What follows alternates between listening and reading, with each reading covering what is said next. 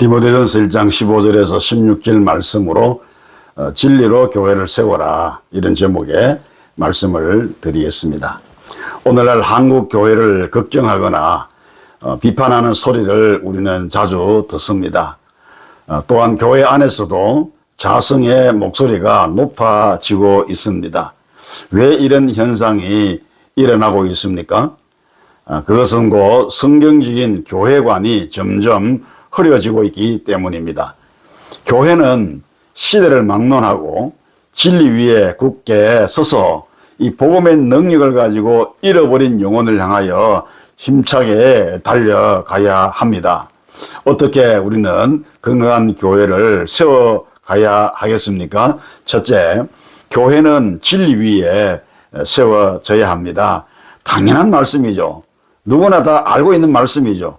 그러나 오늘 우리가 15절 말씀에서 다시 한번 새겨보아야 할 것은 그리스도 예수께서 죄인을 구원하시려고 세상에 임하셨다 하였도다 라고 말씀했는데, 예수님은 십자가에 죽으심으로 인간을 얽매고 있는 죄의 사슬을 완전히 끊어버리셨습니다. 그리고 죄의 종이었던 우리를 하나님의 자녀로 삼으셨습니다. 이것이 진리입니다.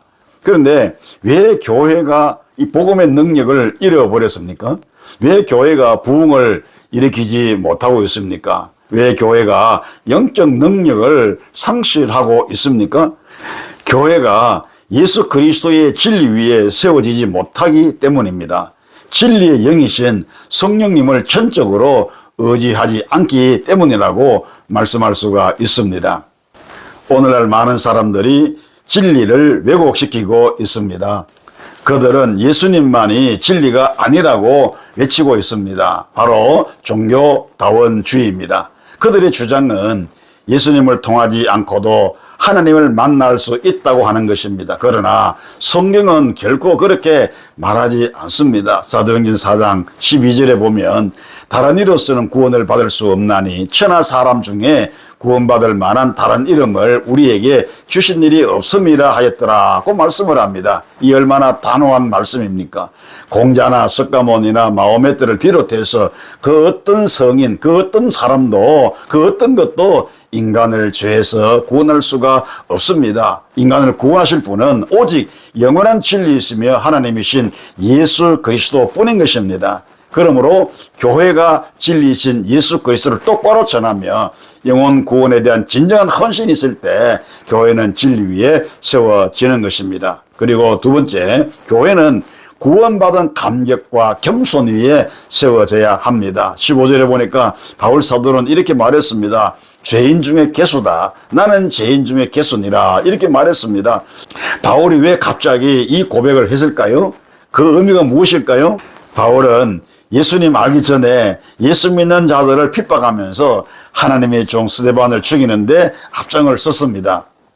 그러나 그는 부활하신 주님을 만난 후에 하나님의 종이 되었고 예수 그리스도의 사도가 되었습니다. 그 후 바울은 항상 성령의 인도를 따라 복음전도 사명을 감당했습니다. 바울은 그 어떤 사도들보다도 복음의 능력을 많이 행했고 그리고 전도하면서 교회를 세웠습니다. 그럼에도 불구하고 그는 자신을 가리켜서 나는 죄인 중에 괴수다 이렇게 고백을 했습니다. 이런 고백은 바울이 공로의식에 매몰되어 있지 않고 있음을 보여주는 것입니다. 여전히 그는 구원받은 감격과 은혜 받은 그 자리에 자신이 있음을 보여주는 그런 고백이라고 하지 않을 수가 없습니다. 그렇습니다. 성도 여러분, 교회는 구원받은 감격과 겸손에 세워져야 합니다. 예수를 믿는 우리에게도 바울과 같이 나는 죄인 중에 괴수라고 하는 이 자기 고백이 있어야 하는 것입니다. 이 고백은 진리에 대한 진정한 감사와 그리고 풍성한 주의 은혜, 그리고 자신의 실체를 분명히 알고 있다고 하는 그런 고백일 수가 있습니다. 구원받은 감격과 겸손에 세워져가는 교회가 될 수 있기를 주님의 이름으로 축원합니다. 그리고 세 번째, 진리와 겸손 위에 세워지는 교회는 대단한 영향력을 발휘합니다. 교회는 세상 속에 있는 하나님 나라의 모형입니다. 그러므로 하나님의 나라는 계속적으로 확장되어 가야 합니다. 이를 위해서 하나님은 교회에 큰 권능을 주셨습니다. 마태복음 16장 18절에 내가 이 반석 위에 내 교회를 세우리니 음부의 권세가 이기지 못하리라. 내가 천국의 열쇠를 주리니 이렇게 말씀했습니다. 이 말씀은 우리 하나님께서 교회에 큰 능력, 큰 권세를 주신 그런 말씀입니다. 그렇기 때문에 교회는 이 권세를 반드시 행하고 나타내야 하는 것입니다. 그럼에도 불구하고 오늘 한국 교회가 세상을 향해서 큰 영향력을 미치지 못하고 있습니다. 왜 그렇습니까? 진리와 겸손 위에 견고히 서 있지 못하기 때문이라고 할 수가 있습니다. 정부나 대사회에 교회가 진리를 주장하면서 한 목소리를 내야 할 때에 이 도시의 대형 교회들은 모두 다 입을 굳게 다물고 있습니다.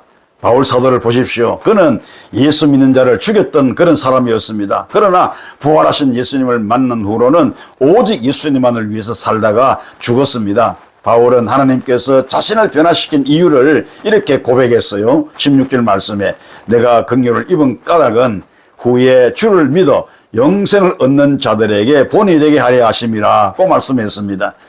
변화된 바울은 개개인뿐만 아니라 지역과 국가에까지 엄청난 영향력을 끼쳤던 것입니다. 제 종들을 하나님의 자녀가 되게 했고 또 우상의 사슬을 깨뜨렸으며 비도덕적인 삶을 도덕적인 삶으로 이끌었습니다. 이것이 교회의 권능이고 교회의 영향력인 것입니다. 그러므로 오늘 우리 한국교회, 우리가 섬기는 교회는 정말로 이런 권능을 행하고 이런 영향력을 반드시 끼쳐야 하겠습니다. 진리 위에 세워진 교회는 세상에 본이 되어서 많은 사람들을 하나님께로 인도합니다. 그래서 세상을 변화시키는 것입니다. 진리로 주의 교회를 세워가기를 주님의 이름으로 축원합니다.